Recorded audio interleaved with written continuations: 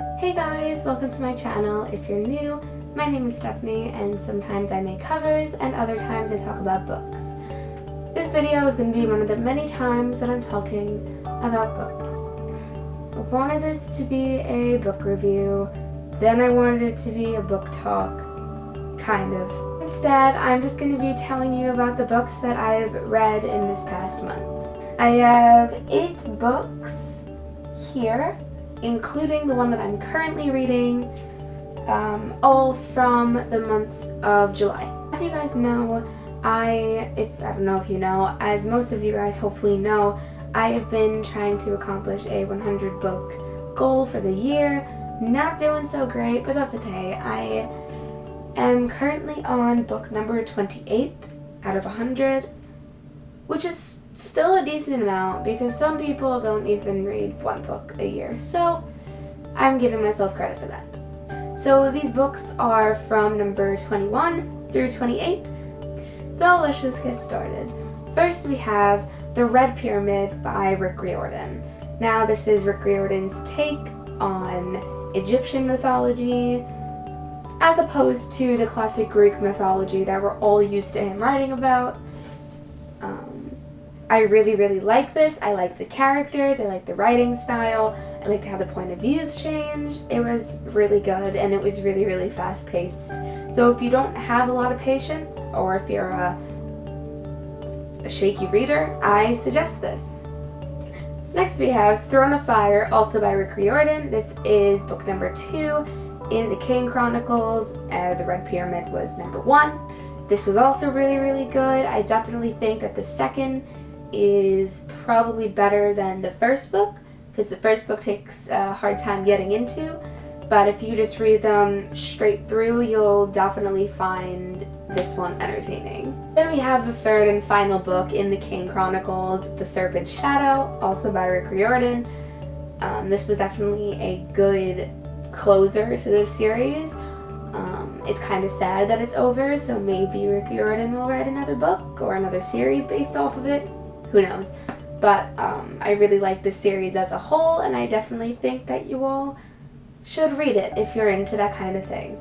So again, Rick Riordan's take on Egyptian mythology is the King Chronicles, and they're they're not short, but they're not long either, and they're really easy to get into, and they're fun, and I highly recommend it. I'm a little bit late to this party, but the next book we have is Me Before You by Jojo Moyes.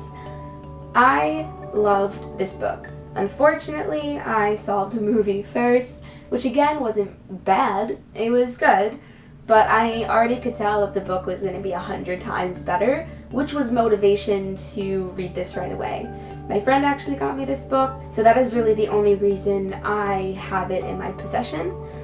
So thank you, Maggie, I guess. So this book is really good. I finished it in less than a day. There are, hold on a second, 369 pages. It was very quick.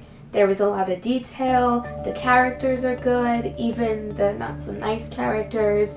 I definitely liked reading about the 2 different families in this book. I liked reading about the main characters. Everything about it was really interesting. But I feel like to read this, you definitely have to have a certain outlook on life. If you don't know what I mean by that, maybe look up the synopsis, because I cannot explain it for my life, or read it and you'll see what I mean. So again, Me Before You by Jojo Moyes. Next we have All the Bright Places by Jennifer Niven. This was a really good book. This came out not anytime recently. So this came out in 2015. This is a really good book. It's a really quick read, and it gives you 2 perspectives from Violet and Finch, who are the 2 main characters.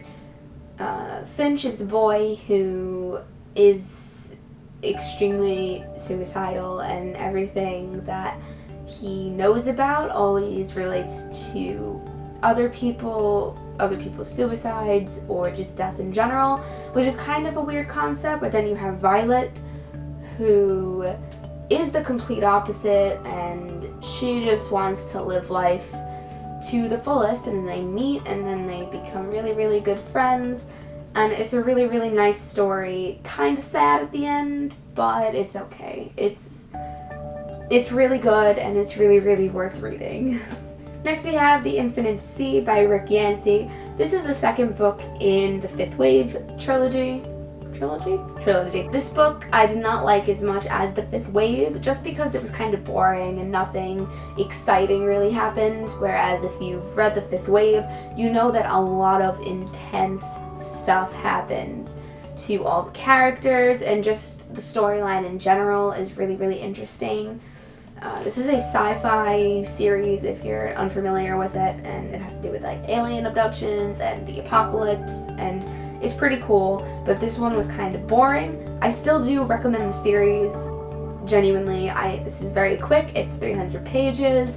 I read it again in less than a day, like most of these books. I do recommend, however, if you have not read the second one, but you have read the first, to either reread the Fifth Wave again or skim it through, because I was a bit confused as the point of views went on and the different characters were reintroduced into this book.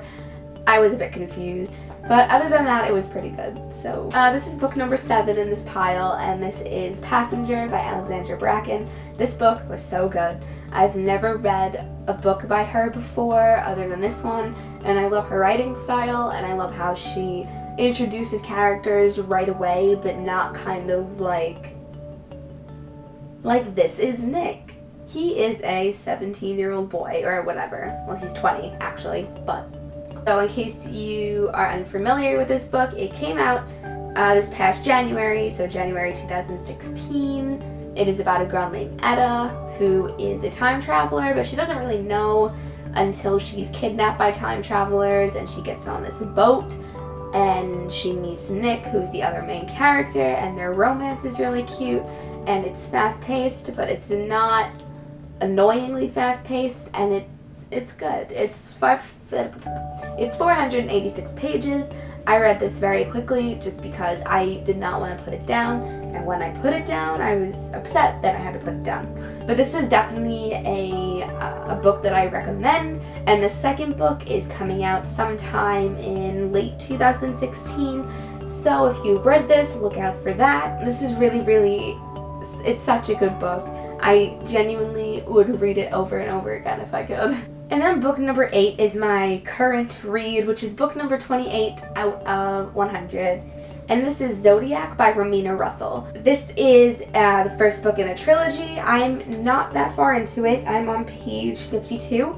I started before, and I started little annotations and notes because I will be doing a book review on this when I'm done. So far, I love it.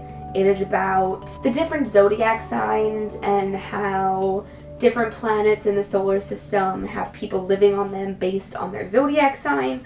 And it's really interesting because each planet's schools teach different things. It's so good so far, and I'm nowhere near halfway done. So it's really good. It's an interesting take on like the signs of the zodiac. It's really interesting, and I definitely am going to recommend this when I'm done. I don't want it to be finished, but this is the first book in the series, and the second and third book in the trilogy are available for pre-order because neither the second or the third are out yet.